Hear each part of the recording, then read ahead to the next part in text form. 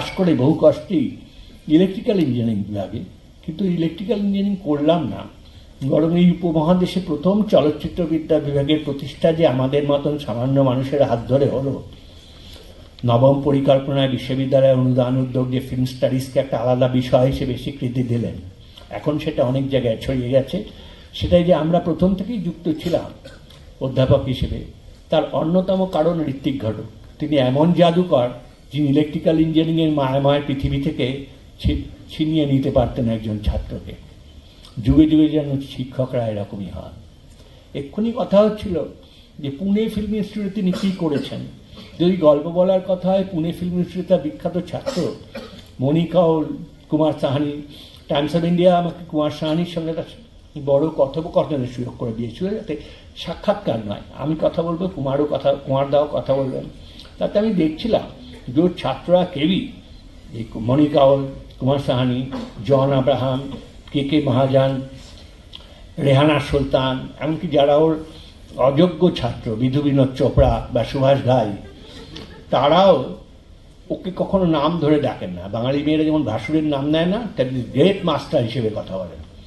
এখন এই যে অদ্ভুত প্রভাব উনি তৈরি করলেন, এটা কীভাবে, এবং একই সঙ্গে আমার মনে হয় যে কি দুর্মর নিয়তি যে বাঙালি তিনজন প্রতিভাকে একই বন্ধনে ভাবে, মাইকেল মধুসূদন দত্ত, মানিক বন্দ্যোপাধ্যায় এবং ঋত্বিক ঘটক, যারা একই সঙ্গে খানিকটা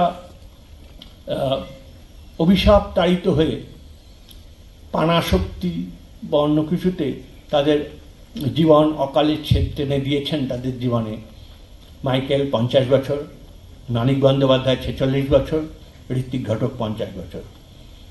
মিখাইলোভিচ আইনস্টাইন তার প্রথম ছবি করলেন, নির্বাক ছবি স্ট্রাইক। কেউ জানতো না সেদিন যে এই ভদ্রলোক ঋত্বিককে অন্যভাবে ছবি করার কথা ভাবাবেন এক সময় এসে। সত্যজিৎ রায় যে বক্তৃতাটির কথা ঋত্বিকের মৃত্যুর পরে সত্যজিৎ রায় যে বক্তৃতাটি করেছিলেন, সেখানে একটি কথা বলেছেন। তিনি বলেছিলেন ঋত্বিকের ছিল একটি বিশেষ আদব কায়দা। কি নিয়ে আদব কায়দাটা? ছবি নিয়ে। এটা সত্যজিৎ রায়ের নিজের ভাষা থেকে আমি বলছি, আদব কায়দা।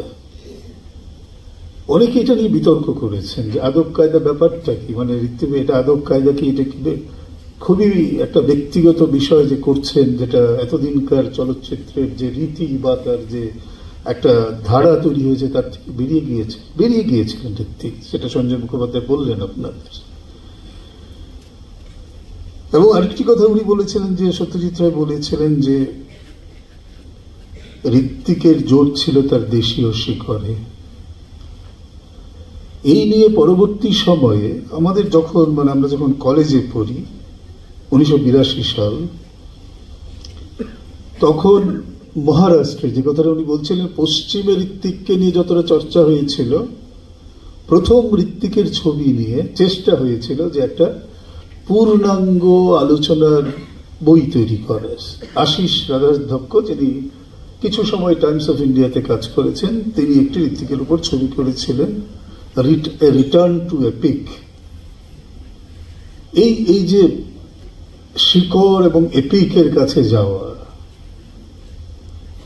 এইখানে বোধ হয় আমি বলছি আপনাদের, ঋত্বিককে একটু বেঁধে দেওয়ার চেষ্টা হয়, যেটা ঋত্বিক কোনো বাধা কোনো কারণে মানেননি, ব্যাকরণ তিনি মানেননি কখনো, যে কারণে প্রত্যেকটা ছবিতে তার ক্যামেরা যেভাবে ছুটেছে, এটা কেউ তার মধ্যে যদি সাজুজ্য খুঁজতে চান আগের ছবির সঙ্গে, এটা ব্যাকরণ মানে খুঁজে পাবেন না। এবং কখনো তিনি ক্যামেরাকে ঘুরিয়ে দিয়েছেন, তার মধ্যে অনেকগুলো ছবি এসেছে, পরে এডিট করে এটাকে একটা এফেক্ট তৈরি করার চেষ্টা করেছে। আমি যে কথাটা বলতে চাই, এই কিছুদিন আগে কলকাতা চলচ্চিত্র উৎসবে আমাদের সবার খুব প্রিয় চলচ্চিত্রকার আদুর গোপাল কৃষ্ণন একটা কথা বলেছেন ঋত্বিক এবং সত্যজিতের তুলনা করে। আমাদের বাংলা চলচ্চিত্রের ইতিহাসে, ভারতীয় চলচ্চিত্রের ইতিহাসে এই দুজনকে বাদ দিয়ে কোনো আলোচনা হয় না।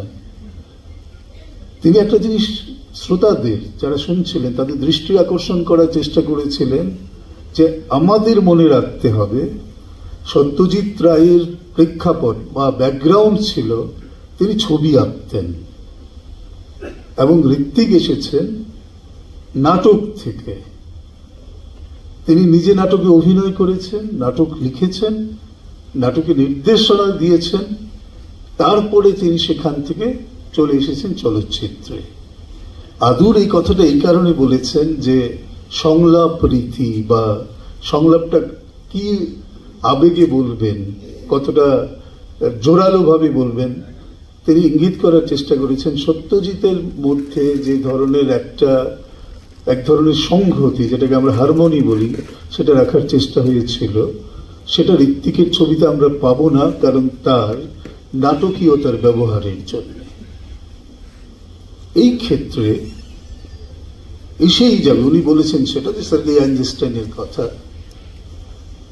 আইনস্টাইনে বেটেলশিপ পটেমকিন ঋত্বিককে ছবিকে নতুন ভাবে দেখার উৎসাহ দিয়েছেন, ঋত্বিক সেটা নিজে রেখেছেন। তিনি বলেছেন দুজন চলচ্চিত্রকারের পৃথিবীর মানে বিশ্ব চলচ্চিত্রে দুজন চলচ্চিত্রকারের কাছে আমি ঋণী, কিন্তু আমি তাদের কোনোটাই আমি তাদের মতো করে আমার ছবিতে ব্যবহার করিনি। এই কথাটা খুব মনোযোগ দিয়ে শুনবেন।